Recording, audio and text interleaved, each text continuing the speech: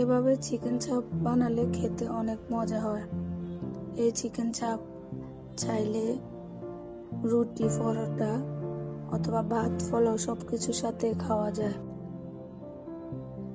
আমি এখানে 2টি মুরগির রানের অংশ পুরাটা নিয়ে নিলাম। এখানে 4 পিস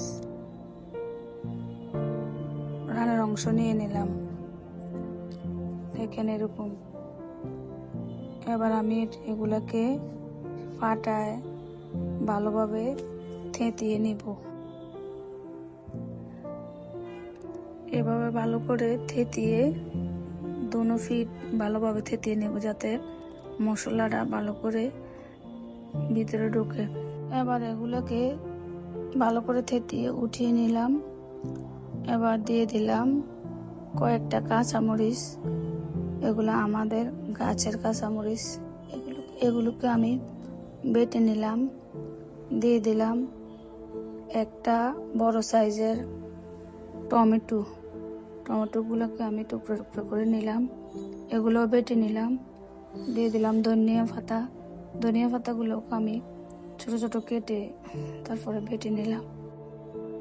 এবার এগুলোকে আমি উঠিয়ে এবার চলে যাব চিকেনগুলোর কাছে। এবার চিকেনের মধ্যে দিয়ে দিলাম এগুলো সব বাটার মশলাগুলা। এবার দিয়ে দিলাম আদা রসুন বাটা। এবার দিয়ে দিলাম চাট মশলা, ধনিয়ার গুঁড়া, আর আমার ঘরে বানানো, আমি নিজে তৈরি করে বানিয়ে রেখেছিলাম, এগুলা দিয়ে দিলাম। এই মশলাগুলো আমি যে মশলাটা ঘরে তৈরি করি, এটার মধ্যে সব ধরনের মশলা আছে, আর আলাদা করে দিতে হয় না অন্য মশলা। এটা দিলে টেস্টটা অনেকটা বেড়ে যায়। তো এবার দিয়ে দিলাম টক দইটা আমার ডিপে ছিল, তাই একটু শক্ত হয়ে আছে, এটাই আমি চামিচ দিয়ে কাছিয়ে দিয়ে দিলাম লবণ স্বাদ মতো, আর দিয়ে দিলাম একটু তেল, সয়াবিন তেল। এবার ভালো করে এগুলাকে আমি মিশিয়ে নিব, যাতে ভালো করে এগুলোর ভিতরে মশলাটা ঢোকে। এবার আমি 1 ঘন্টার জন্য এটাকে রেস্টে রেখে দিলাম, ডেকে রেখে দিলাম 1 ঘন্টার জন্য। 1 ঘন্টা পর আমি ঢাকনাটা তুলে এবার দিয়ে দিলাম কিছু আটা দিলে এটা নরম হয়ে গেছে মশলাটা, তাই একটু শক্ত হবে, এই জন্য আটা দিয়ে দিলাম। আটাটা ভালো করে মিশিয়ে নিলাম। এবার চুলায় গেলাম, চুলায় আমি ফ্রাই প্যান বসিয়ে বেশি করে তেল দিয়ে দিলাম।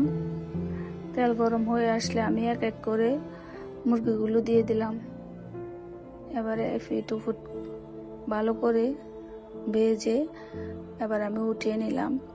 এই মুরগিটা দেখতে যেমন সুন্দর লাগে, খেতেও অনেক মজা। অনেক সময় বাজারের মুরগি কাঁচা থাকে ভিতরে, কিন্তু না, এটা অনেক সুন্দর হয়েছে, ভিতরেও মশলা ঢুকেছে, অনেক মজা রয়েছে, অনেক ভালো হয়েছে। আড্ডিগুলো একদম মশমশা হয়ে গেছে, অনেক মজা হয়েছে। এভাবে বানিয়ে খাওয়ার অনুরোধ রইল। আমি এখানে লুচি ভেজেছি, লুচি দিয়ে এগুলাকে এখন চাপ করব। ঘরের সবাই খাবে লুচি দিয়ে। তো ভালো লাগলে আমার পেজটা ফলো দিয়েন, লাইক করেন, কমেন্ট করে জানাবেন। সবাইকে অনুরোধ রইল। সবাই ভালো থাকবেন। আল্লাহ হাফেজ।